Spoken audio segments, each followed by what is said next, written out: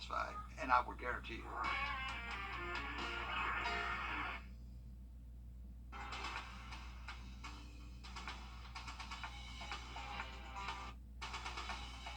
From the station that's on your side, News 12, First at 5, continues. As this cooler weather continues, athletes for this weekend's Ironman race could be in for a treat. Just a few miles from where you're looking now, the race will begin in the Savannah River.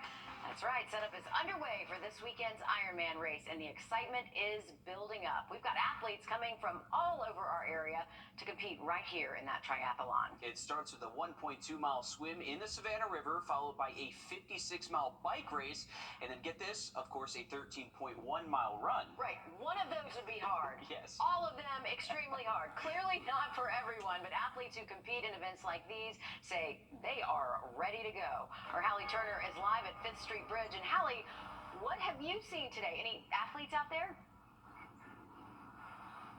Yeah, Mayor, I spoke with one today, but behind me, they're all excited, but behind me is where they're going to set up the transition area, and athletes will change from one sport to the next. You've got some tents out here, fencing and banners are all being set up as we speak. They've been out here nonstop all day.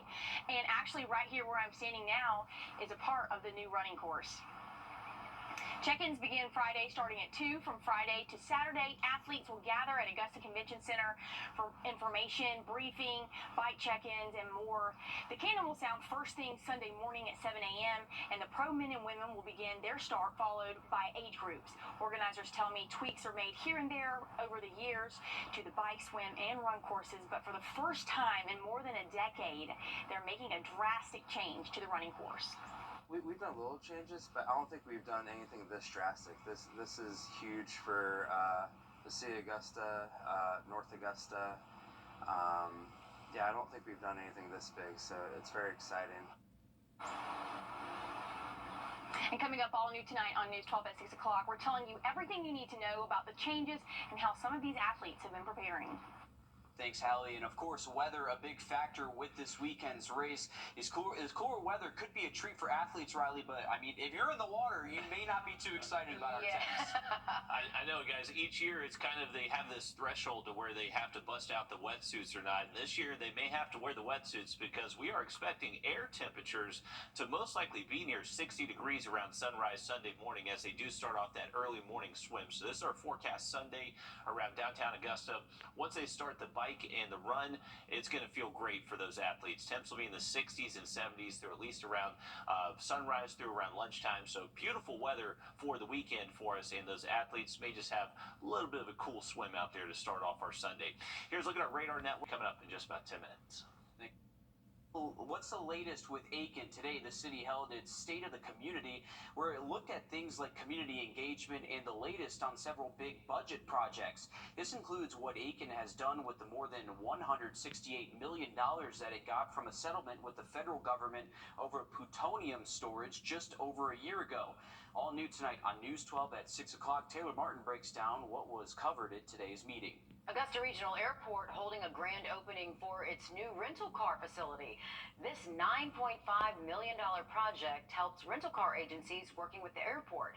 There's hundreds of parking spaces for rental vehicles. There's also a car wash and on-site gas dispensaries, as well as large spaces for rental companies to take up shop and hopefully make a frustrating process a little easier.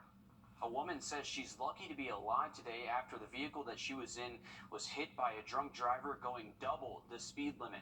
Sarah Italian was just 18 years old and left with burns covered 80% of her body. She lost her fingers and her friend. Now she's sharing her recovery and journey on social media. I was just a normal college student, so I know that not only could happen to me, it might not be as bad for others, but it's still something that happens on a daily basis, and I just want to spread awareness. In all new tonight on News 12 at 6 o'clock, we'll share how she's trying to inspire other burn survivors.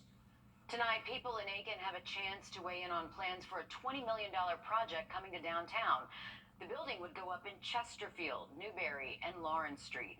The project is a mixed space, serving as both an office for the Savannah River National Lab and an event space. This is video from a public meeting last week showing the different building options. Developers say they plan to incorporate Aiken's charm into the project and consider everyone's opinion. Tonight's meeting is from 6 to 8 o'clock at the Center for African American History, Art, and Culture on York Street. The elections office in Paulding County is trying something new, and they're getting national recognition for their work. As our State House reporter Abby Kasouras reports, a new pilot program could help thousands of people in Georgia months before the 2024 election. Paulding County is using an already existing database to check their voter rolls to make sure that inactive voters will know now, months before they may even step in a voting booth. On Deidre Holden's desk are several awards. The Paulding County Election Supervisor will add one more soon for taking part in a new pilot program. It is our responsibility to do everything that we can to help our voters. The program incorporates data from consumer credit reporting company Experian to track down voters who might be inactive. Because the better our voter rolls are, the more successful our elections are going to be. The company keeps records from the last 20 years. Maybe someone signed up for a new credit card or signed a new lease.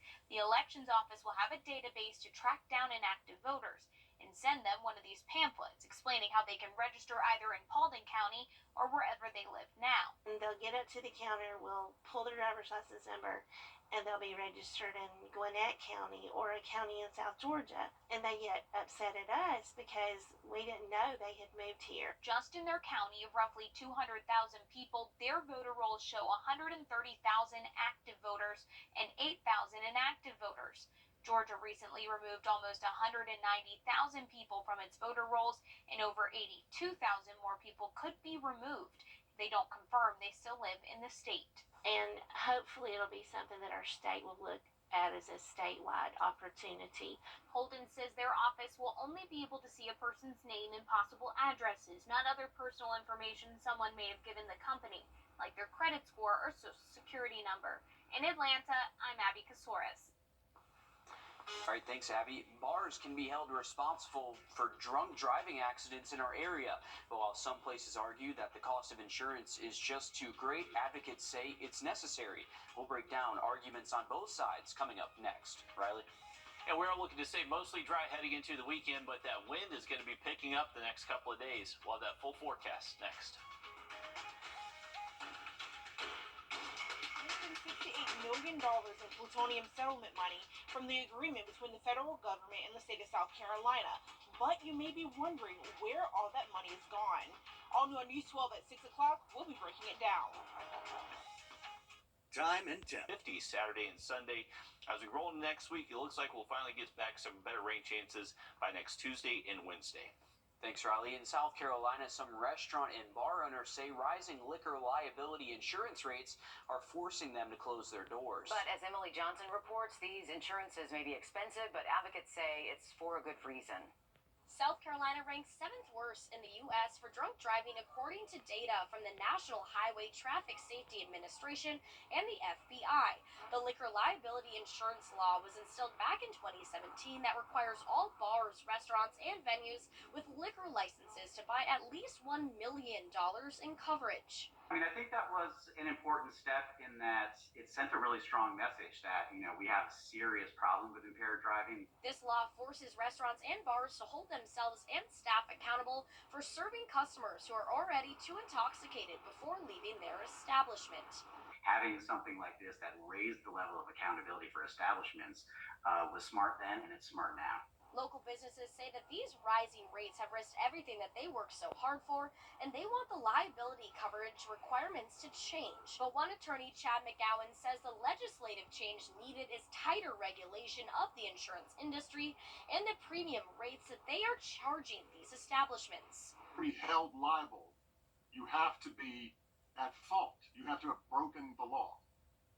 And I get it that people want lower insurance premiums, but this is not going to do that. And it's going to give a safe harbor to someone who has broken the law versus the innocent third party who had nothing to do with anything. There's no greater expectation other than simply don't serve intoxicated people or underage people. in theory, that should be a relatively easy thing to do. McGowan says that legislators should regulate the insurance industry in South Carolina more if they want these rates to go down for local bars and restaurants. While South Carolina ranked the 7th worst for drunk driving, Georgia ranks 40th, with just under 25% of traffic deaths in 2020 being caused by a drunk driver. Georgia also required liquor liability insurance. Everyone was worried that students would use ChatGPT to do their homework. Is that true? I'm Jamie Tucker. Coming up, now that school's back in session, we have some evidence. First Alert Radar, powered by Jim Hudson Lexus Acura Cadillac.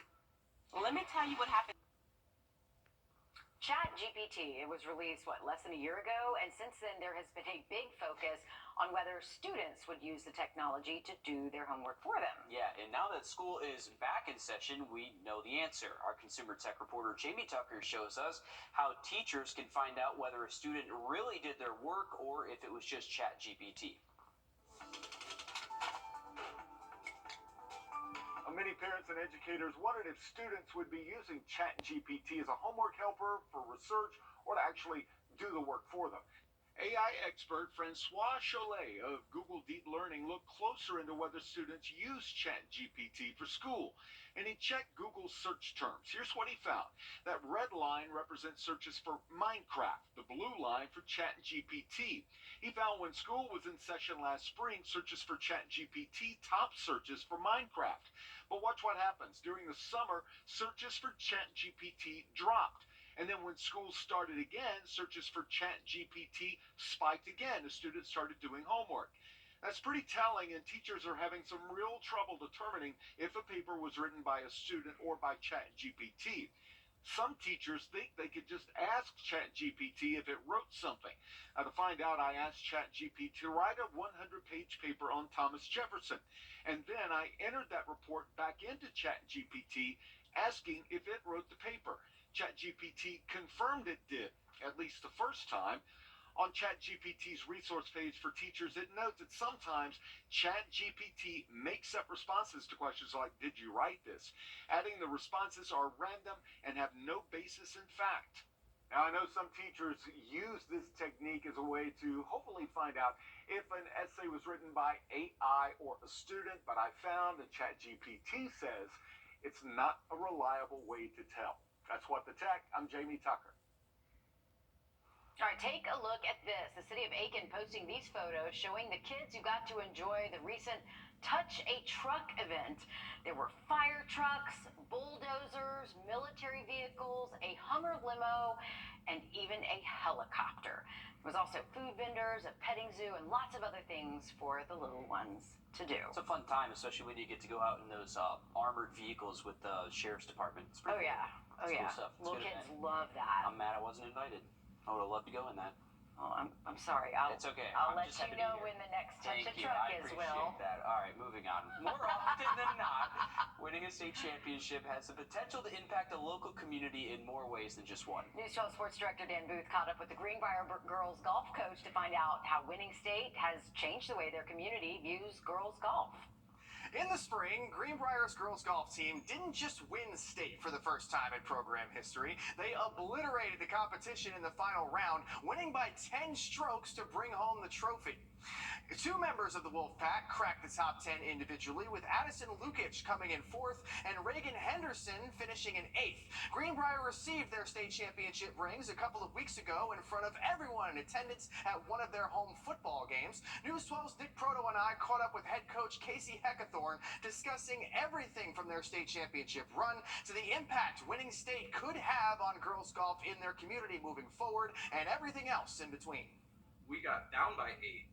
Somewhere in the 9th, 10th holes. It completely flipped. We came out of the gate terrible, and it really wasn't until I was with our alternate, Maddie Link. We were on the 16th fairway, and she's got the app out, and we're watching things. She's like, Coach, we're not down anymore. We're up 4 all of a sudden. I mean, it flipped that fast. I told the girls I'd give them a big flex, too, so. Nothing but bling bling right there.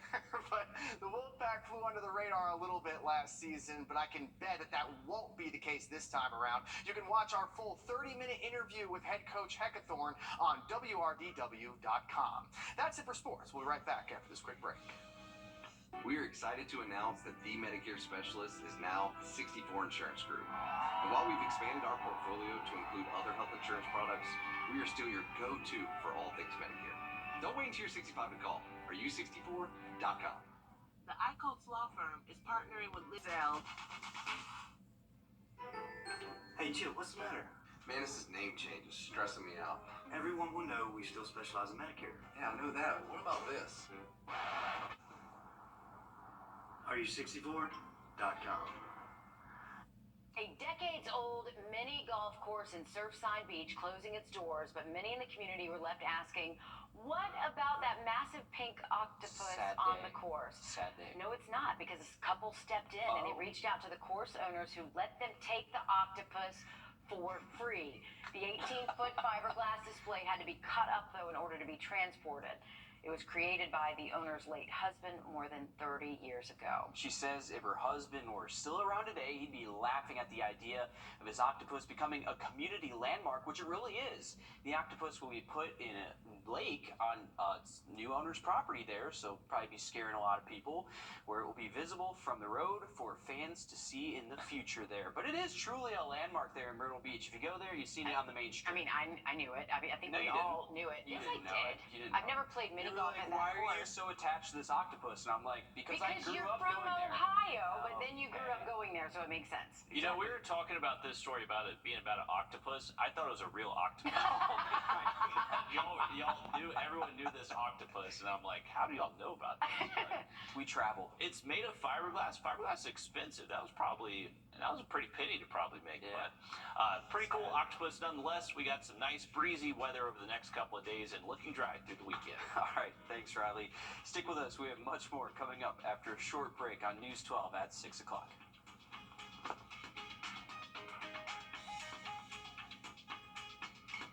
On air and online.